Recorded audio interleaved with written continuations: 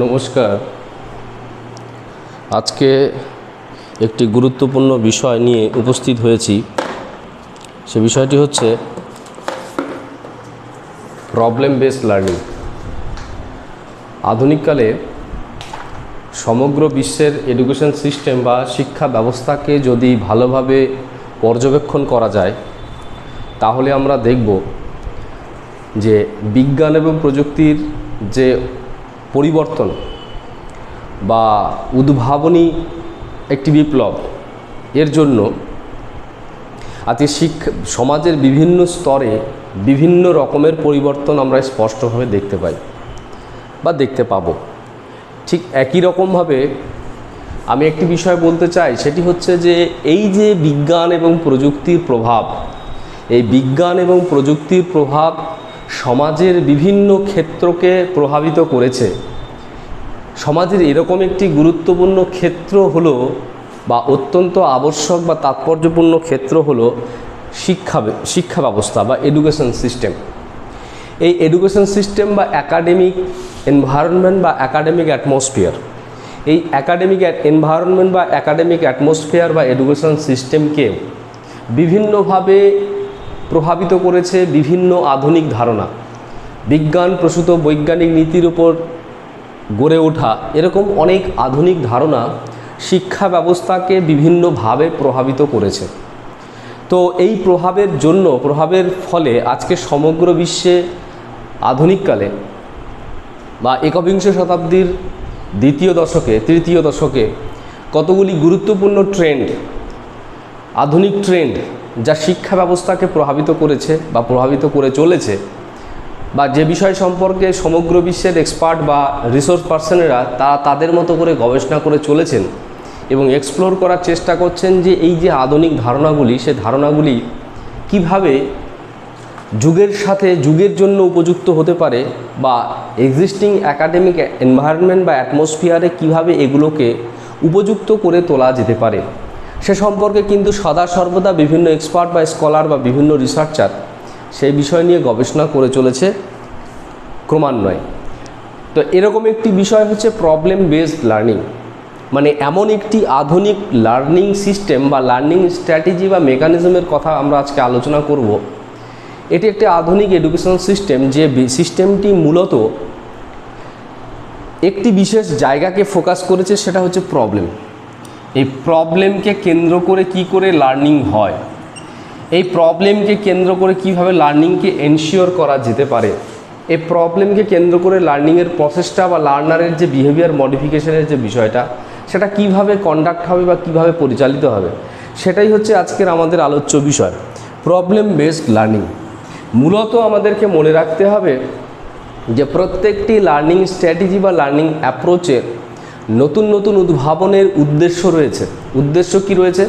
উদ্দেশ্য যেমন রয়েছে যে এমন কাজকর্ম বা এমন একাডেমিক অ্যাক্টিভিটিসের মধ্য দিয়ে টিচার এবং লার্নাররা পার্টিসিপেট করবে বা তারা অংশগ্রহণ করবে বা কাজ করবে, যার মাধ্যমে কি হবে, আউটকাম বা আউটপুট বা ফাইন্ডিংস, ডিজায়ারেবল আউটকাম বা আউটপুট বা ফাইন্ডিংস যেন অত্যন্ত কাঙ্ক্ষিত হয় বা এক্সপেক্টেড হয়, ডিজায়ারেবল হয়। তাহলে এখানে বলা হচ্ছে যে এডুকেশনকে আমরা সাধারণভাবে একটা সিস্টেম হিসেবে উল্লেখ করে থাকি, একটা সিস্টেম হিসেবে চিহ্নিত করে থাকি এডুকেশনকে। তাহলে আমরা এটাও জানি যে একটা সিস্টেমের তিনটে গুরুত্বপূর্ণ ফেজ আছে। একটা হচ্ছে ইনপুট ফেজ, 2 নম্বর ফেজটা হচ্ছে প্রসেস ফেজ, এবং 3 নম্বর যে ফেজটি রয়েছে সেটি হচ্ছে আউটপুট ফেজ।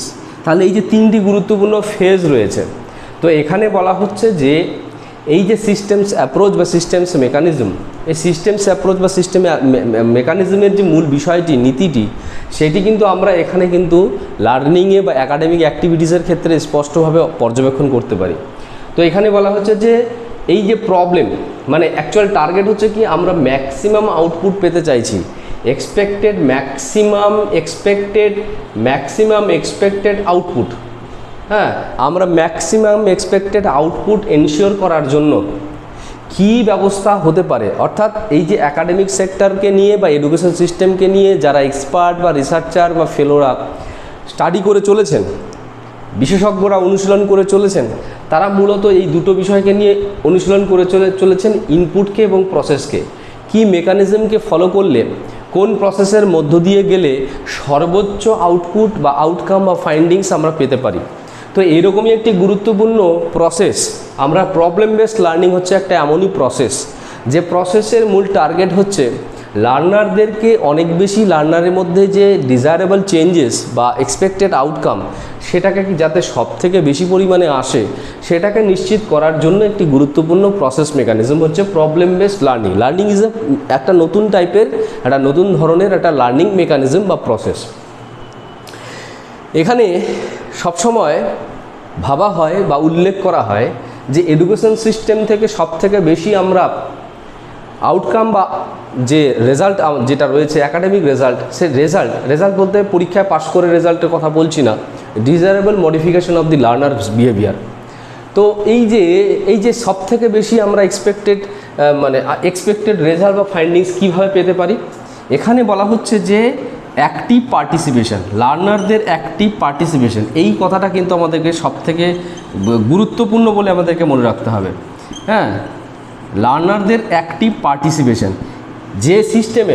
যে সিস্টেম যত বেশি লার্নারদেরকে অ্যাক্টিভলি পার্টিসিপেট করতে উৎসাহিত করতে পারবে বা স্টিমুলেট করতে পারবে, সেই সিস্টেমে দেখা যাবে যে সেখানকার যে আউটকাম সেটা সব থেকে বেশি হবে। তাহলে আমাদেরকে মনে রাখতে হবে যে লার্নারদেরকে অ্যাক্টিভলি পার্টিসিপেট করতে হবে। পার্টিসিপেট মানে শুধুমাত্র ফিজিক্যালি পার্টিসিপেশনের কথা বলা হয় না, এখানে পার্টিসিপেশন যেমন ফিজিক্যালি দরকার আছে, পাশাপাশি সমস্ত সাইকোলজিক্যাল যে কোয়ালিটিস বা রেডিনেস, সাইকোলজিক্যাল রেডিনেস যেমন হচ্ছে ready with motive, with higher level of motivation. একই রকমভাবে কনসেন্ট্রেশনের দিক থেকে রেডি, অ্যাটেনশন দেওয়ার জন্য রেডি, হাইলি ইন্টারেস্টেড সেই দিক থেকে তার মধ্যে রেডিনেস থাকবে। Ready to think, actively participation বলতে এই সমস্ত বিষয়গুলোকে বলে। Ready to think, ready to analyse, ready to synthesis, ready to evaluate or জাজিং দ্য এনিথিং। এই সমস্ত বিষয়গুলোকে, সমস্ত কাজগুলো একাডেমিক সেক্টরে নিজেদের পারফরমেন্স বা এক্সেলেন্সকে এস্টাবলিশ করার জন্য বা এক্সপ্লোর করতে গেলে আমাদেরকে মানসিক দিক থেকে বা কগনিটিভ ওয়েতে আমাদেরকে সবসময় রেডি থাকতে হবে। যে লার্নার বা যে লার্নারেরা বা ছাত্ররা বা যে ব্যক্তিবর্গ সব থেকে বেশি সাইকোলজিক্যালি বা কগনিটিভ ওয়েতে অনেক বেশি রেডি হয়, ইনস্ট্যান্ট রেডি হয়, প্রপার বা স্ট্রাকচার্ড ওয়েতে, অর্গানাইজড ওয়েতে রেডি হতে পারে সাইকোলজিক্যালি। ফিজিক্যালি রেডিনেস তো অবশ্যই দরকার, কিন্তু সাইকোলজিক্যাল রেডিনেসটা কেন সব থেকে বেশি? কারণ আমাদের মনে রাখতে হবে যে একাডেমিক যে নলেজ গ্যাদারিং প্রসেস বা নলেজ রিলেটেড যে কাজকর্মগুলো, অর্থাৎ লার্নাররা নলেজকে রিসিভ করলো, অ্যাকোয়ার করলো, সেটাকে প্রসেস করলো, সেগুলোকে ইউটিলাইজ করলো, এই টোটাল যে বিষয়গুলি রয়েছে, এই বিষয়গুলির জন্য কিন্তু সব থেকে বেশি গুরুত্বপূর্ণ হচ্ছে কগনিটিভ রেডিনেস আর সাইকোলজিক্যাল রেডিনেস। তাহলে এই যে সাইকোলজিক্যাল রেডিনেস, এই সাইকোলজিক্যাল রেডিনেসটা কোন পদ্ধতিতে সব থেকে বেশি এনশিওর করতে পারে, নিশ্চিত করতে পারে? তো এখানে সেই প্রবলেম বেসড লার্নিং হচ্ছে এমন একটা লার্নিং স্ট্র্যাটেজি বা মেকানিজম যার মূল উদ্দেশ্য হচ্ছে যে লার্নারদেরকে কত বেশি অ্যাক্টিভ পার্টিসিপেশনে, physical and also as well as cognitive, expected cognitive participation. Academic সেক্টরে যে যত বেশি পার্টিসিপেট করবে কগনিটিভ ওয়েতে, সে তত বেশি যে ইনপুটগুলো রয়েছে সেই ইনপুট বা সেই প্রসেসের মধ্যে থাকা যে সমস্ত কাজকর্মগুলো, সে কাজকর্ম থেকে সমস্ত প্রয়োজনীয় জ্ঞান বা ইনফরমেশান বা এক্সপিরিয়েন্সগুলোকে সুন্দর স্বাভাবিকভাবে সংগ্রহ করতে পারবে, গ্রহণ করতে পারবে, এবং সেগুলো গ্রহণ করার মধ্য দিয়ে সীমাবদ্ধ থাকবে না, সেগুলোকে পুঙ্খানুপুঙ্খভাবে বিচার বিশ্লেষণও করতে পারবে যদি সে অ্যাক্টিভলি পার্টিসিপেট হয়, psychologically and physically also, emotionally also. তাহলে এই যে ব্যাপারটা আমরা বলছি, তো এই প্রবলেম বেসড লার্নিং হচ্ছে এই রকমের একটি আধুনিককালের লার্নিং প্রসেস বা লার্নিং স্ট্র্যাটেজি, যেটি মূলত যার মূল উদ্দেশ্য হচ্ছে যে এই যে আউটপুট বা আউটকাম, একাডেমিক সেক্টর বা এডুকেশন সিস্টেমের যে আউটপুট বা আউটকাম, সে ম্যাক্সিমাম আউটপুট বা আউটকামটাকে এনশিওর করার জন্যই প্র্যাকটিক্যালি এই বিষয়টিকে নিয়ে কনসেন্ট্রেট করা হয়, চর্চা করা হয়। তাহলে এইবার আমরা আলোচনা করব প্রবলেম বেসড লার্নিং বলতে কি বোঝায়। তাহলে problem based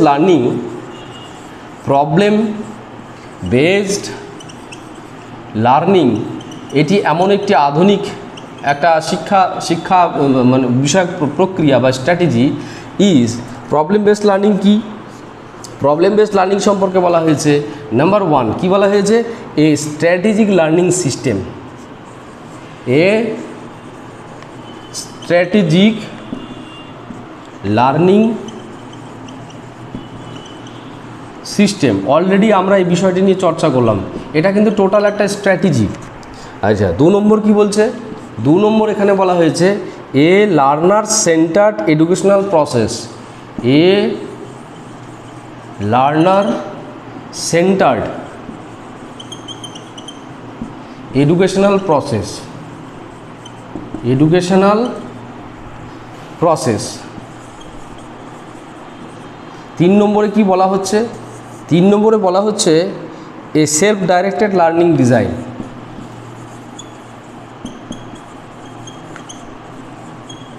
self directed learning design, learning design. আমরা এই 3টে আগে বুঝে নেব যে এখানে কি বোঝানো হচ্ছে, কি উল্লেখ করা হচ্ছে সেলফ ডাইরেক্টেড লার্নিং ডিজাইন। আচ্ছা প্রথমে এখানে কি বলা হচ্ছে, এটাকে বলা হয়েছে স্ট্র্যাটেজিক লার্নিং সিস্টেম। স্ট্র্যাটেজি কথাটির অর্থ কি, স্ট্র্যাটেজি আমরা সাধারণভাবে কাকে বলবো, স্ট্র্যাটেজি কথাটি হচ্ছে যে এমন কিছু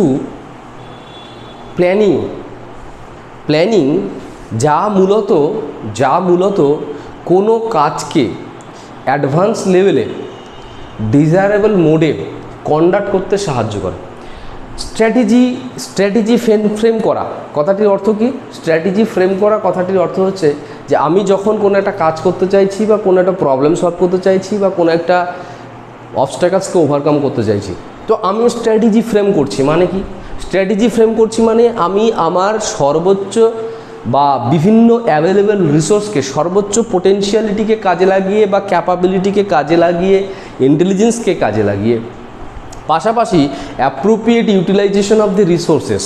এখানে আমাকে মনে রাখতে হবে যে আমার যা প্রবাবল রিসোর্স আছে, আমার যে ক্যাপাবিলিটি রয়েছে, আমার যে ক্যাপাসিটি রয়েছে, সেইটাকে বা ইন্টেলিজেন্স রয়েছে, সেটাকে প্রপার অ্যানালাইসিস করার মাধ্যমে, এফেক্টিভ অ্যানালাইসিস করার মাধ্যমে সেখান থেকে কোর বা কি এরিয়াগুলোকে লোকেট করা, এবং সেই কোর বা কি এরিয়াগুলোকে যখন লোকেট করা হবে, পাশাপাশি কি হবে, অ্যাভেলেবেল যে রিসোর্স রয়েছে, প্রত্যেকটা কাজের জন্য কিছু না কিছু ইনপুটের দরকার হয়, সেই অ্যাভেলেবেল রিসোর্স সে বিভিন্ন অবস্থায় পেতে পারি, ইনফরমেশান রূপে পেতে পারি, এক্সপেরিয়েন্স রূপে পেতে পারি, ঠিক আছে, বিভিন্ন ডিরেকশনস বা পলিসি ইত্যাদি রূপে পাওয়া যেতে পারে।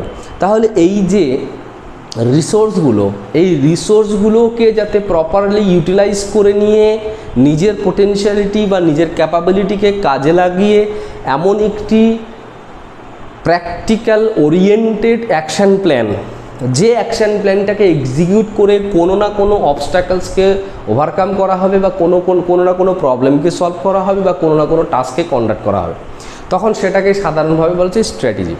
তো প্রবলেম বেসড লার্নিং হচ্ছে এরকম একটা স্ট্র্যাটেজিক অ্যাকশন প্ল্যান বা স্ট্র্যাটেজিক লার্নিং সিস্টেম। এটা হচ্ছে লার্নিং। আমরা জানি যে লার্নিং বলতে কি বোঝায়, সাধারণভাবে লার্নারদের যে বিহেভিয়ার, সে বিহেভিয়ারকে মডিফিকেশনের প্রক্রিয়া। মডিফাই করা মানে কি, এখানে আমরা সহজ করে একটু লার্নিং সম্পর্কে বুঝে নেব যে কোনো একটা বিষয় শেখার আগে কোনো ব্যক্তি বা কোনো শিক্ষার্থী, কোনো কিছু শেখার আগে কোনো ব্যক্তি বা কোনো শিক্ষার্থী সেই কাজটি সম্পর্কে যা পারফরমেন্স দেয়, একই রকমভাবে সেই কাজটি যখন সে শিখে নিল, ভালোভাবে শিখে নিল মানে কি সেটা আমি পরে বলছি, মানে সেই কাজটি সম্পর্কে পরিচিত হওয়ার পরে, ভালোভাবে পরিচিত হওয়ার পরে যখন সে সেই কাজটিকে যেভাবে পারফর্ম করে, অর্থাৎ প্রথমে পরিচিত হওয়ার আগের পারফরমেন্স এবং পরিচিত হওয়ার পরের পারফরমেন্স, সেই কাজটি সম্পর্কে পরিচিত হওয়ার পারফরমেন্স, পরিচিত হওয়ার আগের পারফরমেন্স এবং কাজটির সাথে পরিচিত হওয়ার পরের পারফরমেন্স, এর মধ্যে যে অন্তর, যে বিয়োগ, হ্যাঁ, এই অন্তরকেই বলা হচ্ছে মডিফিকেশান অফ দি বিহেভিয়ার। এই মডিফিকেশান অফ বিহেভিয়ারের জন্য রেসপন্সিবল ফ্যাক্টর বা বিষয়টি কি, সে রেসপন্সিবল ফ্যাক্টর বা বিষয়টা হচ্ছে সে পরিচিত হওয়া, কাজটির সাথে পরিচিত হওয়া। সেই জন্য বলা হচ্ছে learning is A behaviour modification or modification of behaviour. এই কথাটি কিন্তু এখানে বলা হচ্ছে। প্রবলেম বেসড লার্নিং বলতে এখানে বলা হচ্ছে এমন একটা স্ট্র্যাটেজিক মেথড যার মাধ্যমে বিহেভিয়ার মডিফাই করার চেষ্টা করা হয় লার্নারদের রিলেটেড টু প্রবলেম একটা কি এরিয়া বা প্রবলেম একটা ফান্ডামেন্টাল কনসেপ্ট। সে ফান্ডামেন্টাল কনসেপ্টকে কাজে লাগিয়ে অ্যাজ এ পলিসি হিসেবে কনসিডার করার মাধ্যমে সে প্রবলেমকে কেন্দ্র করে লার্নিং প্রক্রিয়াটা যখন কন্ডাক্ট হয় তখন সেটিকে বলা হচ্ছে প্রবলেম বেসড লার্নিং। তো এই হচ্ছে সেটাই হচ্ছে তখন এখানে প্রবলেমকে ফোকাস করে কনসেন্ট্রেট করা হয়। এটা হচ্ছে একটা strategic learning system. Problem based লার্নিংটা হচ্ছে একটা স্ট্র্যাটেজিক অর্থাৎ একটা highly action or active participation oriented learning mechanism, learning strategy. হ্যাঁ, এটা অ্যাক্টিভিটি ওরিয়েন্টেড।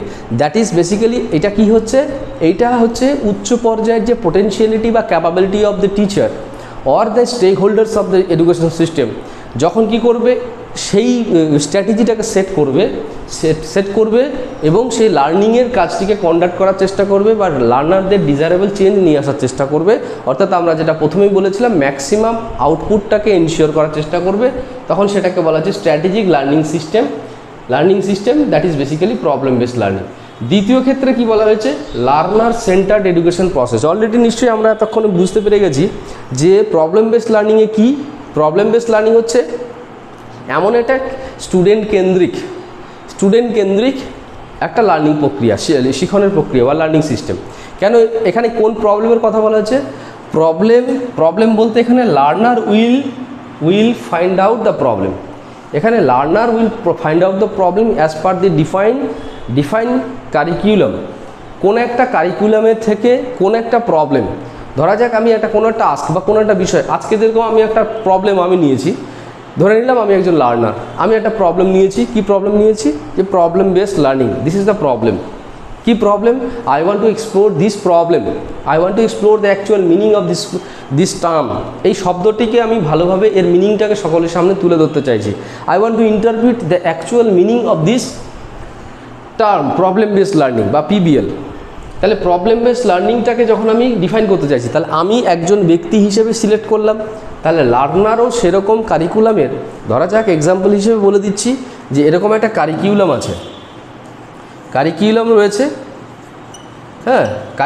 রয়েছে, সেখানে অনেকগুলো ইউনিট, সাব ইউনিট, চ্যাপ্টার ইত্যাদি সব রয়েছে। এখান থেকে লার্নার কি করবেন, লার্নার সে নিজেকে, তার সামনে একটা প্রবলেম বা একটা সিচুয়েশন বা একটা এনভায়রনমেন্ট প্রোভাইড করা হবে। লার্নার কি করবে, সেই এনভায়রনমেন্টের মধ্য থেকে সে তাকে বলা হবে তুমি সেখানে নিজেকে এফেক্টিভ প্রমাণ করো, তুমি সেখানে যে ওইখানে অ্যাডজাস্ট করো। তো সেখানে অ্যাডজাস্ট করো বা সেখানে নিজেকে এফেক্টিভ প্রমাণ করতে গিয়ে সে কোনো না কোনো কন্টেন্টকে সম্পর্কে তার জানা দরকার। অর্থাৎ মনে হচ্ছে সে কোথাও একটা প্রবলেম ফিল করলো। কি প্রবলেম ফিল করলো, যে আমাকে এই জিনিসটা ভালো করে বুঝতে হবে বা শিখতে হবে। যদি আমি এই বিষয়টা না বুঝি বা না শিখি, এই প্রবলেমটাকে যদি ভালোভাবে না বুঝি বা না শিখি, তাহলে আমার পক্ষে সেই এনভায়রনমেন্ট যেটা মাস্টারমশাই বা এডুকেশন সিস্টেম প্রোভাইড করেছে, সেই এনভায়রনমেন্টে আমি নিজেকে যোগ্য রূপে প্রতিষ্ঠা করতে পারবো না বা নিজে অ্যাডজাস্ট করতে পারবো না। তখন সেই প্রবলেমটা সে নিজে কিন্তু এক্সপ্লোর করবে, ভালো করে জানার চেষ্টা করবে। তার জন্য সে বিভিন্ন স্ট্র্যাটেজি, বিভিন্ন রকমের মেকানিজমকে ফলো করবে। সেই জন্য বলা হচ্ছে it is a learner centred educational process. Thirdly বলা হচ্ছে self directed learning design. Self direction কথাটির মানে কি, এখানে কিন্তু লার্নার, আমরা যেটা বলছিলাম যে লার্নার একটা প্রবলেম ফিল করলো এবং হি or she wants to solve this problem. Without solving this problem the learner will not be able to adjust in the situations or the environment that is provided by the teacher. তাহলে teacher যে সিচুয়েশনসটা provide করেছে সেখানে কিন্তু সে নিজেকে উপযুক্ত প্রমাণ করতে পারবে না। সেজন্য হচ্ছে সেলফ ডাইরেক্টেড। সে কোন প্রবলেম সলভ করবে, কিভাবে সলভ করবে, সলভ করার জন্য কার উপর ডিপেন্ড করবে, কী ধরনের রিসোর্সকে আইডেন্টিফাই করবে, তার জন্য তার নিজের কী ক্যাপাবিলিটির প্রয়োজনীয়তা রয়েছে, সে ক্যাপাবিলিটির যদি ডেফিসিয়েন্সি থাকে সেটাকে কী করে, কোন এক্সপার্টাইজেশনের মাধ্যমে কীভাবে সেটাকে ওভারকাম করা যেতে পারে, সলভ করা যেতে পারে, সেই সম্পর্কিত বিভিন্ন বিষয়, সে বিভিন্ন বিষয়ের পরিপ্রেক্ষিতে তারা কিন্তু নিজেকে পরিচালনা করবে যে তারা কিভাবে প্রবলেমটাকে সলভ করবে, কিভাবে নিজেদেরকে যোগ্য প্রমাণ করবে। সেই জন্য বলা হচ্ছে it is a self directed learning design. এটাকে ডিজাইন বলা হচ্ছে, লার্নিং ডিজাইন বলা হচ্ছে, সেলফ ডাইরেক্টেড লার্নিং ডিজাইন। তো এটা হচ্ছে problem based learning is a self directed learning design. Learner নিজেকে নিজের পোটেনশিয়ালিটি অনুসারে, নিজের এক্সেলেন্স অনুসারে, একই রকমভাবে যে তার যে perception regarding the available resource সম্পর্কে তার যে পারসেপশান, সে পারসেপশানের উপর ভিত্তি করে সে যখন কি করবে, কোনো একটা প্রবলেম সলভ করতে চাইবে এবং সেই সলভ করতে করতে সেই প্রবলেম থেকে সে কি লার্ন করবে, অ্যাক্টিভলি লার্ন করবে, তখন কিন্তু সেটাকে বলা হবে প্রবলেম বেসড লার্নিং। তাহলে প্রবলেম ফিল করবে, সে প্রবলেমটাকে সলভ করবে, সলভ করার মধ্য দিয়ে লার্ন করবে। এটা হচ্ছে ছোট্ট অর্থ, একটা সংক্ষিপ্ত অর্থ হচ্ছে প্রবলেম বেসড লার্নিং। ফিলিংস আর রিয়ালাইজেশন, প্রথম হচ্ছে identification of the problem based on the curriculum or the activities arranged by the education system or academic atmosphere। সেই প্রবলেমটাকে ফিল করলো, আইডেন্টিফাই করলো, অ্যানালাইসিস করার জন্য ডেটা গ্যাদার করলো, বিভিন্ন রিসোর্স ইউটিলাইজ করলো, বিভিন্ন এক্সপার্টাইজ ইউজ করার পরিপ্রেক্ষিতে সে প্রবলেমটাকে ডিফাইন করলো, সেই প্রবলেমের স্ট্র্যাটেজিকে সেট করার পরিপ্রেক্ষিতে সে প্রবলেমটাকে সলভ করলো। সেই প্রবলেমটাকে সলভ করার মধ্য দিয়ে সে প্রবলেম সম্পর্কে সে ডিটেলে কিন্তু জানতে পারলো। তখন কিন্তু এই যে মেকানিজমটিকে বলা হবে প্রবলেম বেসড লার্নিং। এই হচ্ছে তিনটি গুরুত্বপূর্ণ দিক যেটা সম্পর্কে আমরা আলোচনা করলাম। এছাড়াও প্রবলেম বেসড লার্নিং সম্পর্কে আরও কতগুলি এরকম গুরুত্বপূর্ণ দিক রয়েছে যেগুলি সম্পর্কে আমাদেরকে স্বতঃস্ফূর্তভাবে বা স্পষ্টভাবে ধারণা গঠন করা প্রয়োজন। তাহলে আমরা আলোচনা করব চতুর্থ গুরুত্বপূর্ণ দিকটি কি রয়েছে, যেটি প্রবলেম বেসড লার্নিং সম্পর্কে আলোচনা করতে গিয়ে আমাদের আবশ্যিক রূপে জেনে নেওয়া দরকার।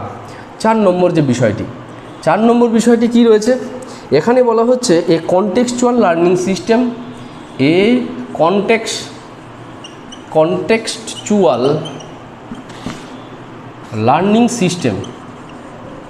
Learning system. 5 নম্বর কি বলা হচ্ছে, 5 নম্বর বলা হচ্ছে কোলাবোরেটিভ লার্নিং স্ট্র্যাটেজি।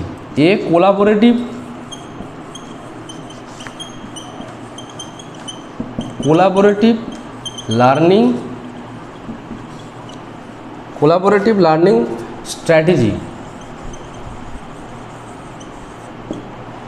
তারপরে 6 নম্বর কি বলা হচ্ছে, 6 নম্বর বলা হচ্ছে এরকমভাবে a reflective learning system. Reflective learning system. Problem based learning হচ্ছে এই ধরনের সিস্টেম। এখানে তাহলে কি এখানে আমরা পেলাম, আরও আমরা 3টে দিক সম্পর্কে জানার সুযোগ পেলাম। কি, এটি হচ্ছে কনটেক্সচুয়াল লার্নিং সিস্টেম। এখানে কনটেক্সট কথাটির অর্থ কি, কনটেক্সট মানে হচ্ছে আমরা যে জিনিসটা বললাম যে তাদেরকে কিছু এরকম অ্যাক্টিভিটি প্রোভাইড করা হবে বা এমন কিছু এনভায়রনমেন্ট বা সিচুয়েশান প্রোভাইড করা হবে যে এনভায়রনমেন্ট বা যে সিচুয়েশানে সে কী করবে বা লার্নাররা সেখানে কি করবে, পার্টিসিপেট করবে মানে কি, they will be engaged in that situation or environment. সেই এনভায়রনমেন্ট বা সিচুয়েশানে তাদেরকে এঙ্গেজ করা হবে। এঙ্গেজ করার পরিপ্রেক্ষিতে সেই context is nothing that the perspectives or the pattern or the proforma or settings ইত্যাদি। এই জায়গাটা সেই কনটেক্সটটাকে, সে পরিস্থিতিটাকে, সিচুয়েশানটাকে, এনভায়রনমেন্টটাকে, হ্যাঁ, এই সমস্ত বিষয়গুলোকে আমরা কনটেক্সট বলতে পারি। তাহলে সেই কনটেক্সটটাতে সে পার্টিসিপেট করলো, কনটেক্সটটাতে পার্টিসিপেট করার পরিপ্রেক্ষিতে তাকে বলা হলো যে সেই অ্যাক্টিভিটিগুলো তুমি পারফর্ম করো, সেই অ্যাক্টিভিটিগুলো পারফর্ম করার মাধ্যমে তুমি পারফর্ম করো। এটাই তোমার দায়িত্ব। You are responsible to perform in that context or situation. লার্নাররা কী করলো, সে কনটেক্সটে পার্টিসিপেট করতে গিয়ে দেখা গেল এরকম তার সামনে অনেকগুলো প্রথমে দেখা যাচ্ছে এরকম ব্লক 1, হ্যাঁ, ব্লক 2, ব্লক কথাটি মানে এখানে আমি বলতে চাইছি যে প্রবলেমগুলো, ব্লক 4 অ্যান্ড ব্লক N, এরকম অনেকগুলো ব্লক তার সামনে চলে এসছে।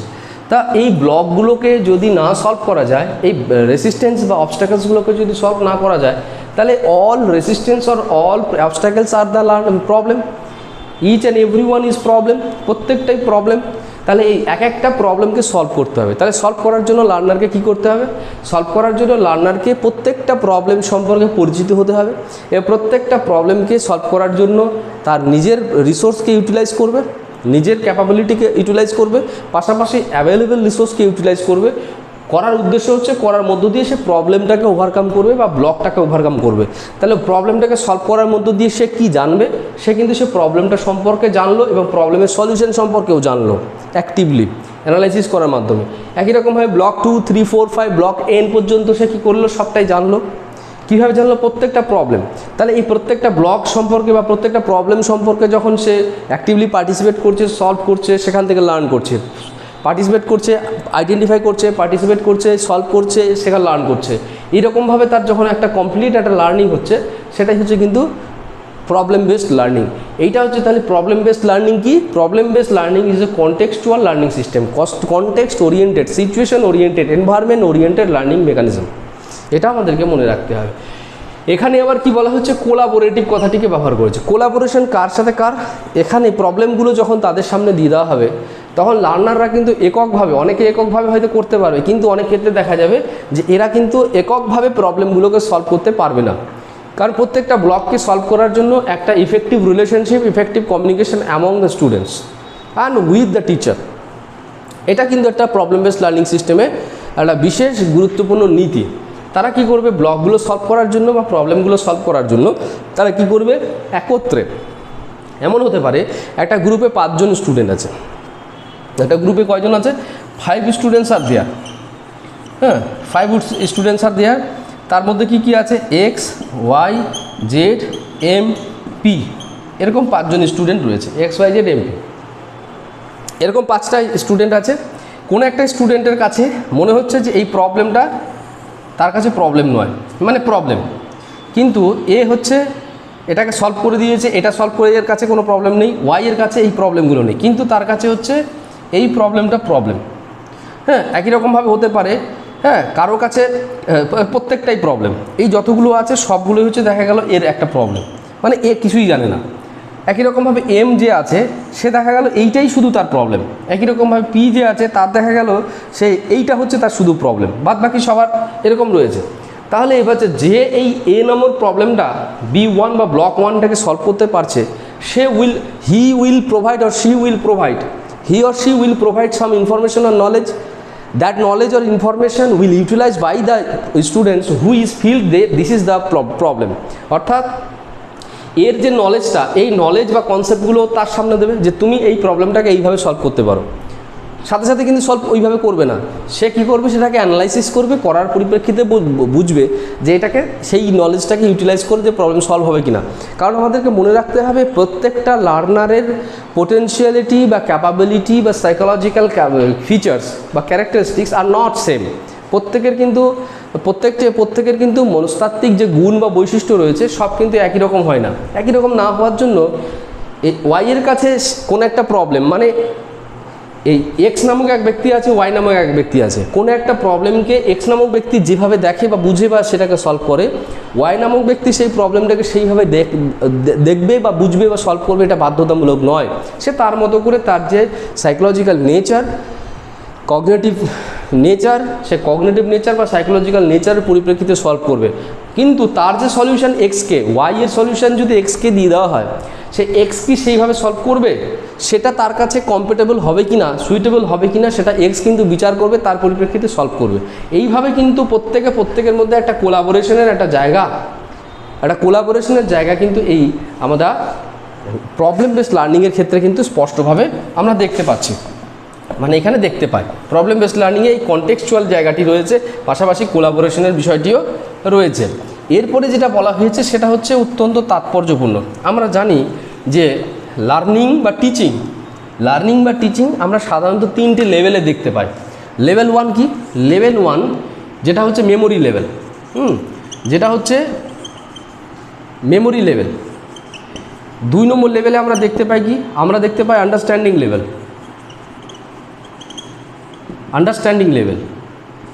লেভেল অফ টিচিং বা লেভেল অফ লার্নিংয়ের ক্ষেত্রে। আর একটা হচ্ছে রিফ্লেক্টিভ লেভেল, এটা হচ্ছে সবথেকে স্ট্যান্ডার্ড লেভেল। মেমোরি লেভেল মানে কি? মানে যখন মেমোরি লেভেলে লার্ন করা বা মেমোরি লেভেলে টিচ করার অর্থটা হচ্ছে যে লার্নারদেরকে শুধুমাত্র রিমেম্বার বা মেমোরাইজ করার প্রতি বেশি গুরুত্ব দেওয়া হয় যে মেকানিজমে, সেই মেকানিজমের লেভেলটা কি? Memory level. একই রকমভাবে শুধু টু কম্প্রিহেন্ড, হ্যাঁ, শুধু যখন উদ্দেশ্য থাকছে কি যে লার্নারদেরকে শুধু বোঝানো, তারা লার্নার শুধু বুঝলো কিংবা টিচাররা শুধু বোঝালো, সেটা যখন বলা হচ্ছে তখন সেটা হচ্ছে আন্ডারস্ট্যান্ডিং লেভেল। কিন্তু এই রিফ্লেকটিভটা হচ্ছে সবথেকে উচ্চ পর্যায়ের বা এফেক্টিভ লেভেলের একটা লার্নিং লেভেল। এখানে কি হচ্ছে, আমরা যা কিছু শিখবো, যা কিছু বুঝবো, যা ক্যাপাসিটি আছে, যা রিসোর্স আছে, আমার নিজের রিসোর্স আছে, বাইরের রিসোর্স আছে, বা নলেজ রূপে যা রয়েছে, এক্সপিরিয়েন্স রূপে যা রয়েছে, সেগুলোকে আমি প্রবলেমে পার্টিসিপেট করব এবং প্রবলেমে সেগুলোকে এফেক্টিভলি ইউটিলাইজ করব, এফেক্টিভলি ইউজ করব। সেগুলো আমার যে নলেজ হয়েছে, আমার যে আন্ডারস্ট্যান্ডিং হয়েছে, সেই নলেজ বা understanding will reflect at the time to solve the problem, will reflect, বেরিয়ে আসবে, সেগুলো প্রয়োগ হবে।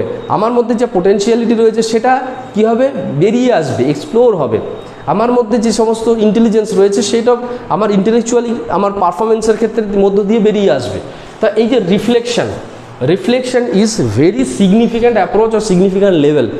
এই রিফ্লেকটিভ টিচিং বা reflective learning will change the society and also the personality of learner যে ডিজায়ারেবল পার্সোনালিটি চেঞ্জ, সে চেঞ্জটা কিন্তু নিয়ে আসার ক্ষেত্রে এই রিফ্লেকটিভ লার্নিংয়ের কিন্তু প্রয়োজনীয়তা বা আবশ্যিকতা রয়েছে সব থেকে বেশি।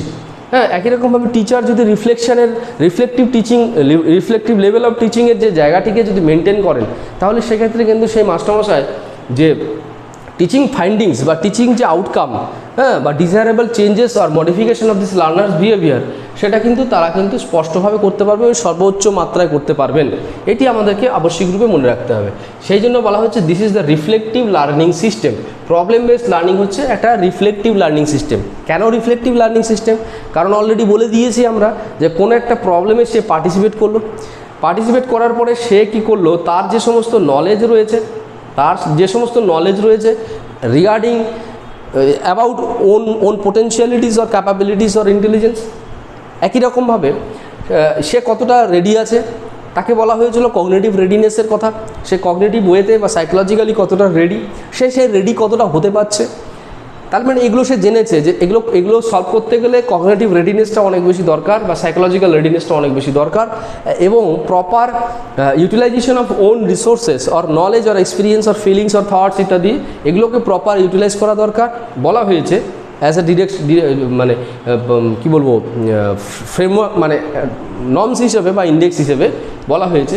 একই রকম বলা হয়েছে যে এই যে প্রবলেমটা আছে, এক্স নামক প্রবলেমটা আছে, এই এক্স নামক প্রবলেমটাকে সবার আগে কী করতে হবে, ভালো করে পরিচিত হতে হবে।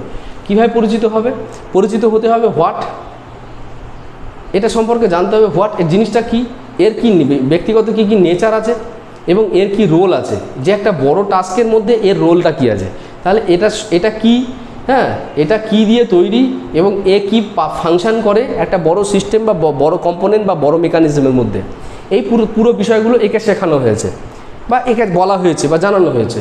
এই স্টুডেন্টটি যদি সেই জানা বিষয়গুলি বা শেখা বিষয়গুলিকে যদি প্রয়োগ করতে পারেন এই প্রবলেমটাকে সলভ করার জন্য, তাহলে বলা হবে যে সেই নলেজ বা সেই কনসেপ্টগুলোকে সে যথার্থভাবে রিফ্লেক্ট করতে পেরেছে। তাহলে প্রবলেম বেসড লার্নিংয়ের ক্ষেত্রে কিন্তু higher level of reflection of knowledge আর এক্সপিরিয়েন্সেস এখানে কিন্তু সবথেকে বেশি পরিমাণে দেখা যায়। তাই এটা কিন্তু অ্যাডভান্স লেভেলের একটা লার্নিং মেকানিজম বা স্ট্র্যাটেজি বলা যেতে পারে।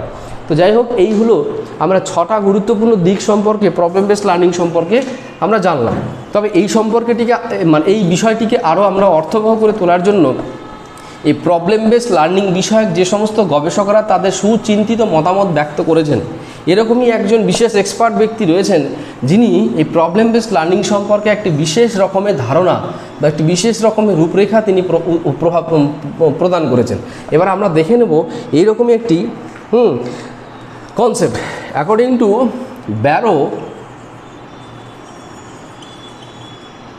Baros and Tamlin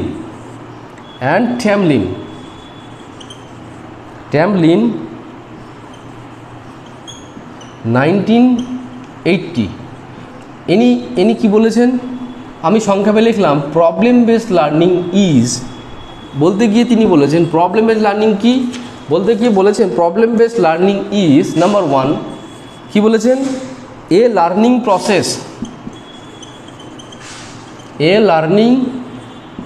process problem based learning is a learning process associated with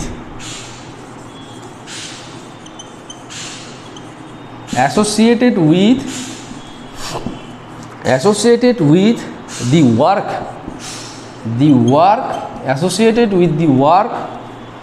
two identify the problem, to identify the problem, identify the problem. 2 নম্বর কথা কি বলেছেন তিনি? 2 নম্বর যে ডিরেকশন দিয়েছেন তিনি বলছেন এরকম, a learning process, problem based learning is a learning process, learning process to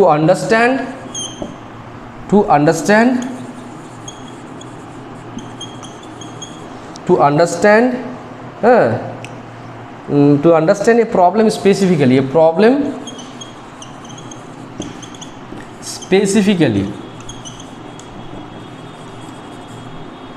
specifically. 4 number তিনি ডিরেকশন যেটা দিয়েছেন, 4 নম্বর বিষয়টি সম্পর্কে উল্লেখ করেছেন, তিনি বলেছেন এ প্রবলেম ডাইরেক্টেড লার্নিং প্রসেস, এ প্রবলেম ডাইরেক্টেড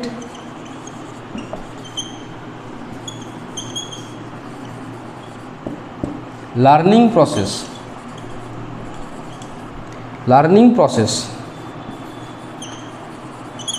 4 নম্বর তিনি বলেছেন, 4 নম্বর যে প্যারাডাইমটা উল্লেখ করেছেন তিনি বললেন যে learning strategy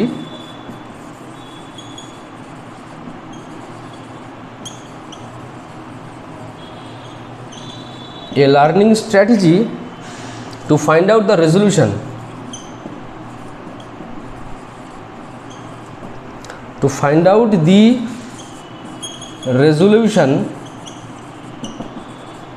resolution of a defined problem।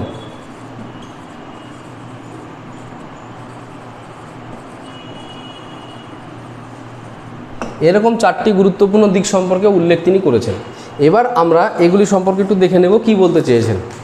Barrow and ট্যামলিন এই প্রবলেম বেসড লার্নিং কি এটা সম্পর্কে আলোচনা করতে কি বলেছেন? তিনি বলেছেন a learning process, problem based learning is a learning process associated with the work to identify the problem. Number 1 to identify the problem. Number 2 কি বলেছেন? Learning process to understand a problem, number 2। Number 3 তে তিনি কি বলেছেন? Problem directed learning process, আর 3 number কি বলেছেন? To find out the solution, resolution. তাহলে কি বলা হচ্ছে যে এখানে তিনি বলতে চাইছেন যে প্রবলেম বেসড লার্নিং কি, যে আমি প্রথমে একটা প্রবলেম আইডেন্টিফাই করব, নাম্বার 2 তে কি করব? সেটাকে ডিফাইন করব। নাম্বার 3 তে কি করব? নাম্বার 3 তে আমি কি করব? এর সলিউশন বের করব, ঠিক আছে? তাহলে এই হচ্ছে বিষয়। আমি আইডেন্টিফাই করব, কোথায় করব? উইদিন দ্য টাস্ক, মানে এখানে বলবো ডিফাইন অ্যাক্টিভিটি বা ডিফাইন টাস্ক। সে ডিফাইন টাস্কের মধ্যে তাকে পার্টিসিপেট করা হবে, সে পার্টিসিপেট করবে, সে পার্টিসিপেট করার মাধ্যমে সে প্রবলেম ফিল করবে, প্রবলেমকে আইডেন্টিফাই করবে, একই রকমভাবে সে প্রবলেমকে সে ডিফাইন করবে, এবং সে প্রবলেমকে আইডেন্টিফাই করা এবং প্রবলেমকে ডিফাইন করার পরিপ্রেক্ষিতে সে তার নিজের রিসোর্স, তার যে সমস্ত কগনিটিভ রিসোর্স, তার যে সমস্ত যে নলেজ বা এক্সপিরিয়েন্স ইত্যাদিগুলো রয়েছে সেই সমস্তগুলোকে ভালোভাবে বোঝা, সেগুলোকে অ্যাসিমিলেট করার পরিপ্রেক্ষিতে সেগুলোকে ইউটিলাইজ করা, সেগুলোকে কাজে লাগানোর মাধ্যমে সেই প্রবলেমটাকে সলভ করা। তাহলে এইভাবে problem identification, problem defining the problem and problem solution, এই 3টি গুরুত্বপূর্ণ বিষয়ের মধ্য দিয়ে যখন তার লার্নিংটা সম্পন্ন হবে বা লার্নিং রিলেটেড কাজগুলো কন্ডাক্ট করার পরে তার লার্নিংটা সম্পন্ন হবে, তখন সেটাকে কিন্তু প্রবলেম বেসড লার্নিং বলা হচ্ছে। এবং এখানে আরেকটি জিনিস বলা হয়েছে, তাহলে এটা কি? তাহলে একটা সিদ্ধান্তে তিনি পৌঁছেছেন, it is a problem directed learning process. এটা এমন একটা লার্নিং প্রসেস যেটা হচ্ছে প্রবলেম ডাইরেক্টেড।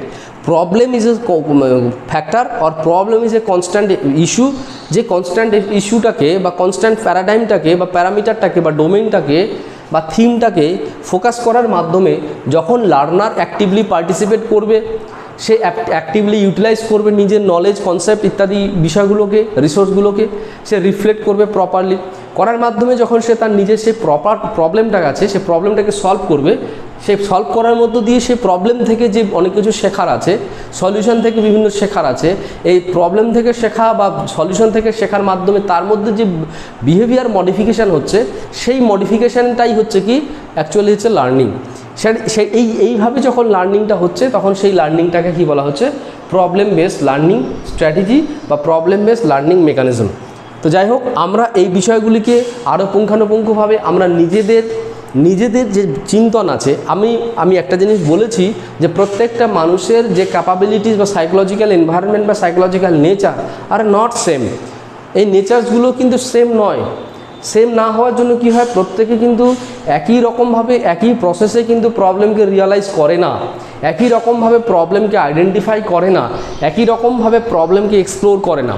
যে ব্যক্তি যত ভালোভাবে টেকনিক্যালি সে নিজের প্রবলেমকে আইডেন্টিফাই করবে, কিংবা সেই প্রবলেমগুলোকে রিয়ালাইজ করবে, কিংবা প্রবলেমের বিভিন্ন দিকগুলোকে ক্রিটিক্যালি এক্সপ্লোর করতে পারবে, সেই ব্যক্তি কিন্তু ইন ডেপথ কনসেপ্ট হবে বা ইন ডেপথ লার্নিং হবে রিগার্ডিং দ্য প্রবলেম।